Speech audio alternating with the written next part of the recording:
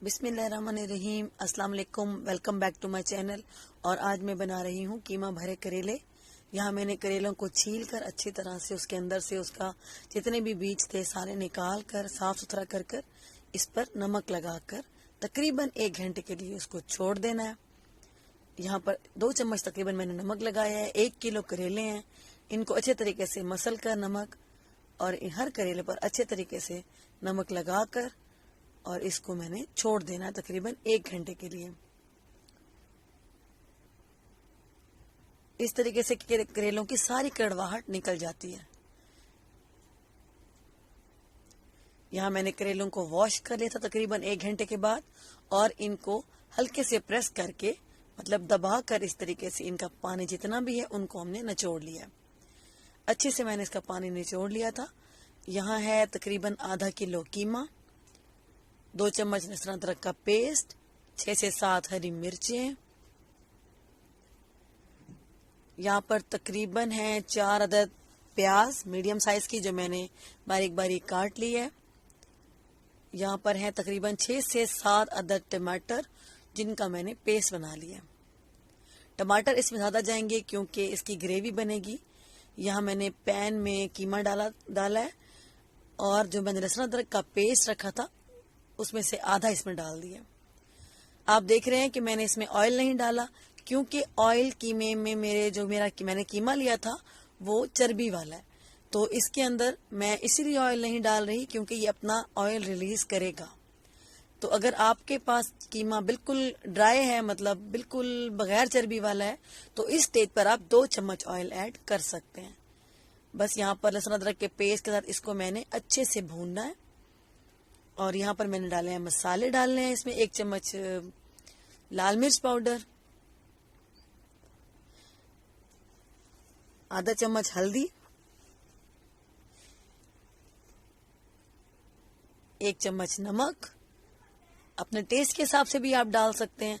क्योंकि मैंने मसाले में भी स्पाइस डालने हैं तो मैं यहाँ पर थोड़ा सा हाथ रोक कर डालूंगी। बस 1 चम्मच सूखा धनिया पाउडर डाला है और आधा चम्मच गरम मसाला पाउडर। बस अब इसको अच्छे से भूनना है। इसका अपना कीमे का पानी भी रिलीज होगा। इस मसाले को अच्छे तरीके से तमाम स्पाइसेस को कीमे के साथ अच्छे से भूनना है। ये देखिए यहाँ पर बिल्कुल अच्छे से मैंने इसको भूना है।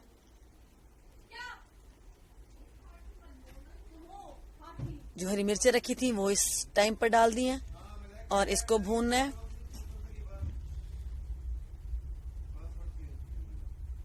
इसका अपना हल्का हल्का सा जितना ऑयल मुझे चाहिए था वो इस कीमे से छूट गया है।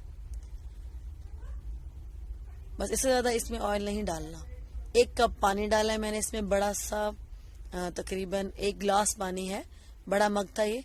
बस ये इसको अब ये देखें 10 मिनट के बाद पानी बिल्कुल खुश्क हो गया है और मैंने इसको भूनना शुरू कर दिया। इसको अच्छे से भून कर इस स्टेज पर इसमें प्याज ऐड करना है जो काट के रखी थी। ये इस कीमा और प्याज को अच्छे तरीके से हमने भूनना है। बस ये अच्छे से भुन गया है। यहाँ पर तकरीबन 10 से 15 मिनट लगे। कीमा गल भी गया था और मैंने अब इसके अंदर प्याज डाल के दम पे लगा देना है इसको। बस इधर मैंने पैन लिया है, इसमें आधा कप ऑयल और जो लहसुन अदरक का पेस्ट बचा के रखा था वो इसमें डालना है। बस अब इसको ऑयल में इतना पकाना है कि लहसुन का जो कच्चापन होता है लहसुन अदरक का वो खत्म हो जाए। इसको ब्राउन नहीं करना। बस जब इसमें से अच्छी सी स्मेल आने लगे उस स्टेज पर इसमें जो टमाटर का पेस्ट रखा था वो डाल देना है।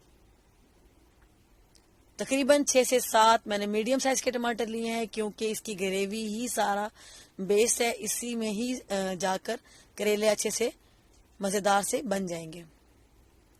बस अब जो इसकी मैंने ग्रेवी बनानी है इसके हिसाब से इसमें नमक, थोड़ी सी हल्दी, तकरीबन हाफ चम्मच सूखा धनिया पाउडर, हाफ चम्मच ही लाल मिर्च पाउडर और थोड़ा सा गरम मसाला। क्योंकि कीमे में भी स्पाइसेस हैं तो यहाँ पर थोड़ा सा हाथ रोक कर और संभल कर बस अब इस स्टेज पर इसको पकने देना है, भूनने देना है। यहाँ कीमा प्याज अभी थोड़ा सा कच्चापन था प्याजों का तो हल्का सा नमक मुझे कम लगा तो मैंने इसमें ऐड कर लिया क्योंकि बहुत कम नमक लग रहा था। तो बस अब इसको भून के मिक्स करके तो मैंने दोबारा दम पे लगा दिया। यहाँ पर मसाला भी तकरीबन रेडी होने वाला है।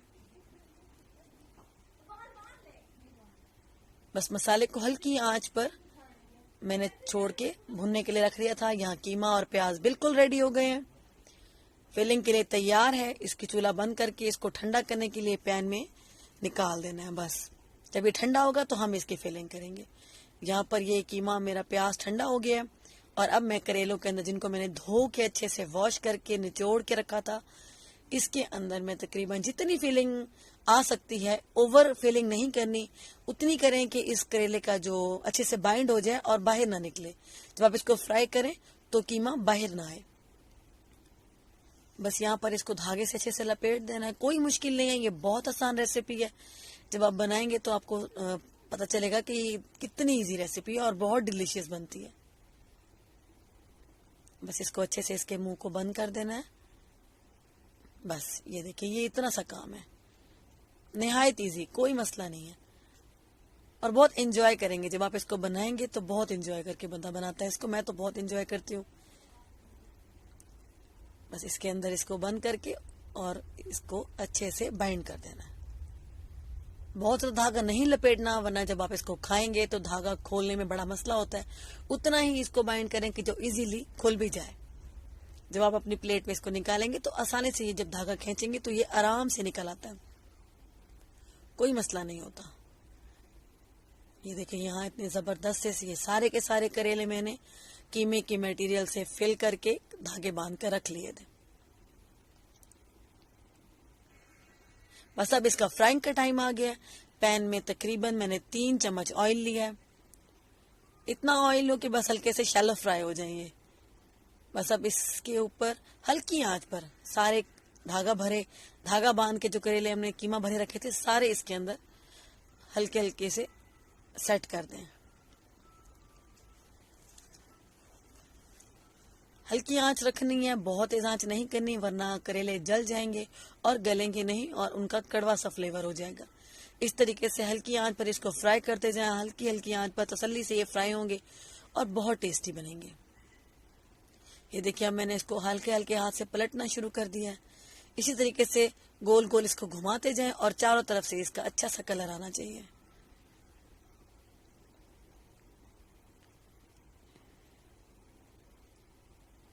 ये देखिए, कितना जबरदस्त सा कलर इसके ऊपर आ गया है।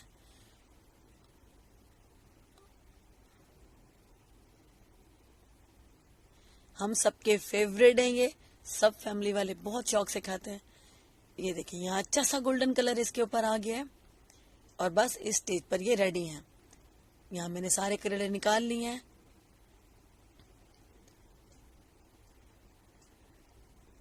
ये जो मैंने मसाला भून के रखा हुआ है, उसमें मैंने जो कीमा और प्याज बच गया था मटेरियल, वो सारा मैंने इस मसाले में ऐड कर देना। ऐड करके इसको अच्छे से भूनना है। बस अब टमाटर के पेस्ट के साथ ये कीमा प्याज अच्छे तरीके से भूनना है, क्योंकि इसको पका हुआ है, कीमा गला हुआ है, मसाला भुना हुआ है, सिर्फ इसको मिक्स करना है अच्छे से। 2 से 3 मिनट इसको बस हल्के से मिक्स करके भून के फिर इसमें मैं करेले सारे शामिल कर दूंगी। बस ये देखिए, इसमें सारे करेले आराम आराम से बिल्कुल साइड साइड पे रखते जाना तरीके के साथ। अब ये दम पर तकरीबन 10 से 15 मिनट पकेंगे, क्योंकि ये करेला सॉफ्ट हो जाएगा, दम में गलेंगे। क्योंकि बिल्कुल ये फुल कुक नहीं है, ये 50% कुक हुए हैं फ्राई करते हुए। अभी हमने इसको 100% कुक करना है इस मसाले के साथ, बिल्कुल हल्की आंच पर। ये देखिए, आप बिल्कुल हल्की हल्की आंच मैंने की हुई है ताकि ये अच्छे से गल जाए। ये देखिए, अब ये गल गए थे। तकरीबन 15 मिनट के बाद मैंने इसके ऊपर हरा धनिया और हरी मिर्चें जो बारीक बारीक मैंने काट कर रखी हैं, वो मैंने इस पर ऐड कर दी हैं। बस इसको हल्का सा हिलाना है ताकि करेले में जो उसका अपना मटेरियल है वो भी बाहर ना आए और मसाला लगे भी नहीं। बिल्कुल हल्की हल्की आंच पर इसको रखे रहना, क्योंकि इसको हम घुमा नहीं सकते। ये देखिए, कीमा भरे करेले तैयार है।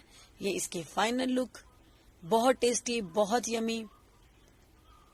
आप बनाएं अपनी फैमिली में अपने बच्चों को खिलाएं, एंजॉय करें और तारीफ पाएं।